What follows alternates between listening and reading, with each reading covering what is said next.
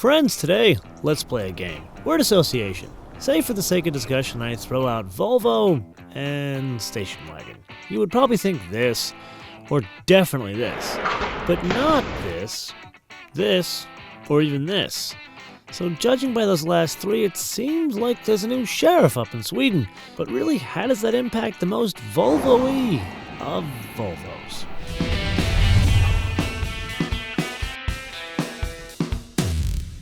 So in the tech review, you and I spent a lot of time talking about three flavors of Volvo V90. Here, let's focus on what we are actually going to drive, which is a 2-liter direct-injected gasoline engine. Well, actually, if I'm honest, they're all 2-liter direct-injected gasoline engines. But in this flavor, it is a turbocharger and a supercharger. And what they do is they work in conjunction with each other. The supercharger works to about maybe 3,500 RPM to provide some low-end boost, and that hands off to the turbocharger. The idea is to have a flat torque delivery. So what are the numbers? 250 horsepower in a T5, if you remember, but in this case is 316 horsepower. Now torque, it goes from 258 in that T5 and now goes up to 295. But what's interesting about that, it comes in at a relatively low engine speed, 2,200 RPM, stays flat all the way up to 5,500 RPM. That's the reason for the supercharger and the turbocharger. So that sounds great, and it sends power through an 8-speed automatic transmission, but how does it work on the roads al lado de la Costa del Sol? Did I mention there is an ocean behind me, or really a sea, Mediterranean? Welcome to the stunning yet somewhat curvy villages high above Coin, España.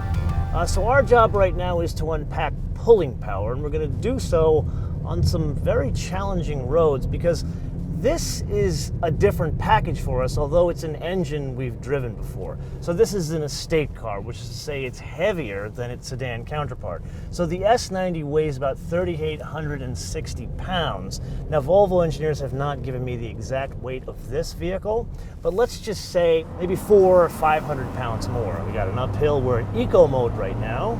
Put our foot into it, and there is power. Actually, there is more power in eco mode here than in that XC90 with the same engine. Okay, so let's put aside eco because that's not nearly as exciting as, well, comfort is not that exciting, but we still need to try it. So let's put our foot into it again up this hill. Not a huge difference, but what I notice is the transmission mapping changes here. Holds the gear a bit longer, which means I actually get up and go a bit faster. Throttle mapping is about the same. Now let's spend some time and go to the fun mode, and let's go to dynamic. Okay, all of a sudden, notice the transmission, it just dropped down a gear, and whether I'm on the throttle, off the throttle, there's still plenty of pulling power here. And can I just say, this is a stunning little village here. And what's interesting about this is this power is so usable on these types of roads. Like, I wouldn't expect this for a 4-cylinder vehicle that weighs over 4,000 pounds. Again, we don't know the exact weight, but 4 cylinders, people, over 4,000 pounds. And look at this. Put my foot into it. Plenty of power. Actually, I would say quick. So, estate, that's quick.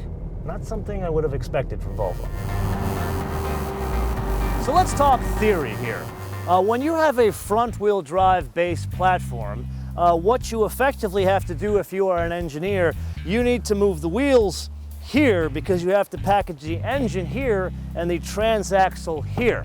Well, if you are a Volvo engineer and a Volvo designer, you generally don't get along because the designer wants to put the wheels out here, the engineer wants to put the wheels here. But here's a case where they wanted to come up with a completely different proportion to get a different presence here. Now, you know I'm a design freak, so I go over this stuff, and you're probably wondering, why the hell are we talking about design? We're supposed to be talking about driving dynamics. Well, there really is a point here. And the point is, both the engineers and the designers agreed, we want to put the wheels here, not here. So effectively, there's an extra 3 inches that's here. Now, that doesn't sound like a big deal, does it? Just to move this stuff here and put more metal like between this and this. That's called dash to axle ratio. We've discussed that a lot in previous episodes. But let's just say that costs an incredible amount of money And you lose a lot of sleep if you're an engineer to make that happen. The designers, they got the easy part here. But really, by moving the wheels forward, combined with all the stuff we talked about in the tech review, like the double wishbones and this car being slammed on bags, how does it all translate to driving dynamics on the roads on top of Estepona near Mediterranean? Oh my God. Oh my God. I don't know if you guys can see this, but that is Marbella down there in the Mediterranean. So what we're doing is we're making our way from Coín to Mijas. And the logic is we need to unpack driving dynamics in a place where you would probably not take, oh, horses. Yeah, so there you go, the Mediterranean and horses. It's kind of hard to focus on driving dynamics when you have this kind of stunning beauty here. So let's go up on this road here. This is a wonderful place to unpack driving dynamics. So once again, we're about, what, 4,300 pounds here. Again, the engineers didn't tell us. So let's try driving dynamics. Once again, we're in eco mode. Let's go around this turn here. Please don't try this at home. And yeah, we're definitely got some lean over there. There's lean to the side and yeah, just lean to the side. So let's just get the hell out of eco mode because it's really not meant for this road. Really, the car isn't meant for this road, but still, we need to do our job. So now, comfort everyday use, and I guess this would be an everyday kind of situation here in southern Spain. Push around this turn a bit, and there's a little bit less lean, not a hell of a lot. I would say this is composed mode. Like, notice you don't get a significant amount of lean as you push harder into the turns. But then as we get out of this little village and the road bends around, let's go into dynamic mode, push it a little harder. Again, please don't try this at home. We're trying to do an everyday use kind of situation, and definitely more composure. Like if you remember in the XC90, this was a mode we actually liked to the point where it's better than the Q7 currently. But now as the road starts to get more challenging and the scenery just gets even more stunning down there, please notice Marbella. You notice the lean, it kind of goes away. It's there, but it's mitigated. That extra weight is mitigated with a dynamic air ride control, which really, that is the thing that changed the XC90. And I don't want to say dynamic mode changes everything completely here. It doesn't. Because really what's happened is this package is actually lighter than the XC90. So the dynamic completely changes everything in the XC90, because that's what, almost 5,000 pounds. Here, even at 4,400 pounds, they still haven't told me what it is, this dynamic, even in comfort mode, is still somewhat composed on roads like this, which I guess Spaniards would be doing this every day. But people like me in California would be driving a car like this on roads that are as challenging, if not more. And really, is this car designed for this? No. But the fact that it has that dual personality, that's what's so different about what Volvo is doing today. At least in driving dynamics. Now, this is something you and I normally don't discuss here on the old show, and that is storage capacities. Rather than go over bullets and numbers, it's far more interesting to go over some of the details here. One of them is this wonderful understorage thing here. You know I'm a freak for detail, so it's got its dampened back here, and then there's this little thing here that you can put up to put like bottles that you get from the old grocery or whatever you do, so things don't like move around like a flea market. But more importantly, how much can you put back here? Well, I'm 6 foot tall. Let's see if this actually works. And the things I do for you guys, too much.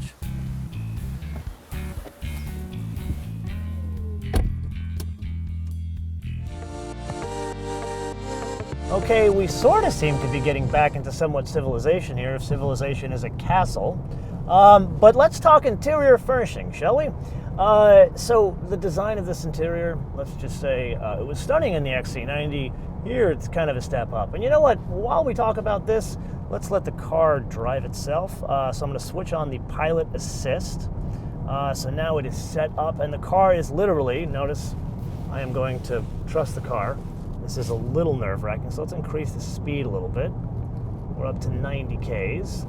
And let's see if it goes around the bend. This is very nerve-wracking. Oh my God, it's actually going around the bend. That's the Mediterranean. Actually, that is the noise telling me to apply the steering. because you can only do it up to 15 seconds. So let's say that we take our hands off the wheel again and look at the lovely sea, the Mediterranean Sea. I love coming to Spain. So yeah, the interior. The design, absolutely stunning. And you know, we love Tish here on the show. And what she did here is this trick of having these horizontal lines instead of a lot of vertical lines. And once again, it's yelling at us, so let's put our hands on the wheel. The only vertical lines you notice here, look, this, just the vents, and these blades that she uses for the vents here. Now granted, she's not just one person, there's a whole team that did this, but there's a couple of things I want to point out here. Number one, some of the details. Yeah, you got the blades, but notice it's not a start button, it's a start knob. You actually twist it to start the car. Number two, some of the finer details like the knurling here and the wood on the dash. Now just as an aside, in this episode, we've been standing in front of like a grayish, silverish diesel, sadly not coming to the States. This one is this stunning brown, which in like brown you would say I would never own a brown station wagon, but oh my god, it looks beautiful in the silent, especially down here. Although the black interior, too much, like no contrast at all. I would want more like a beige that would be a contrast to the brown, but also pick up the brown, and then probably change this to that open pore wood. Now, there's another detail here, and it's not readily apparent. And yeah, I geek out about the speaker grills, which are fantastic, but this is not quite as high-tech as that. A refrigerated, at least sort of refrigerated glove box. So I've had water in here the whole time. You probably heard this like moving around during the driving dynamics bits. And basically what this is chilled. See, like I don't know if you can sense it from there, but it's chilled because what's happened is I've got the air conditioning switched on, and the air conditioning goes into the glove box to keep this chilled, not like flat out cold. Get it?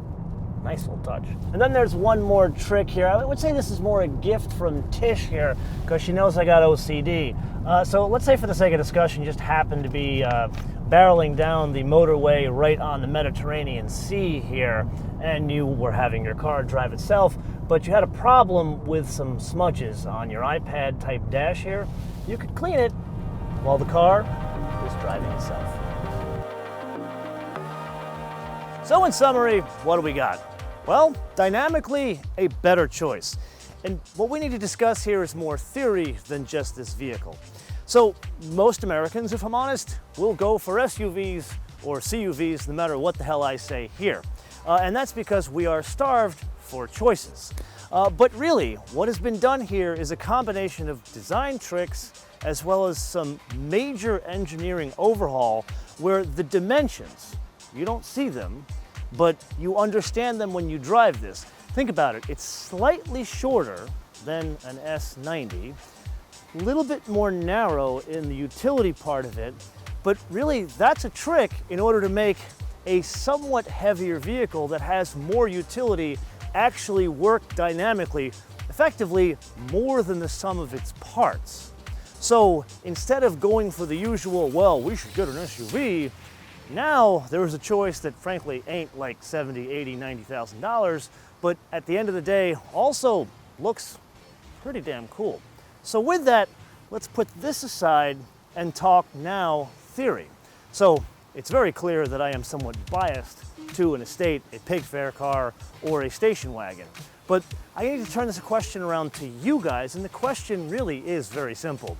Would you choose this or an SUV? And I will open this question to anywhere around the world, and the question isn't, I would choose this or the SUV and end it there. It is, why would you choose this or an SUV, and which one would it be? Would it be this station wagon, an E-Class, or would it be an SUV like a Mercedes or like a Kia Sportage? I don't know, just make anything up. But give me the why and what region of the world you hail from. Let me know in the comments below or via our social media, MotoManTV all one word, MotoManTV all one word, Facebook, Twitter, and Instagram. And with that, I want to leave you with two things. Number one, make sure you download our fancy new mobile application, which you can download for free at Apple iTunes or Google Play. And number two, a fun fact. And actually, this is not a fun fact, this is a business fact. So I had a discussion with some of the business people at Volvo about how things are going with the XC90.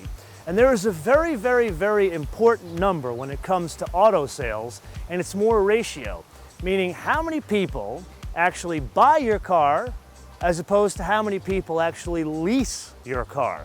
Now, the more leasing lowers your resale because more people are actually not writing their own check to buy their own car.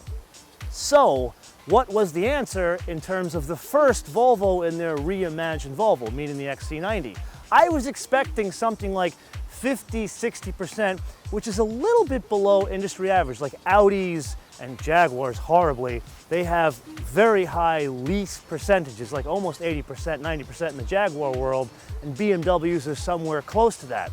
Well, the answer here, at least in the XC90, 30% of the people that actually have said, I am going to buy one, have leased, which means 70% have written a check to actually buy an XC90, which means your resale will go up. So further proof, you should get a station wagon. Until I see you next time, sadly not from La Costa del Sol, bis später.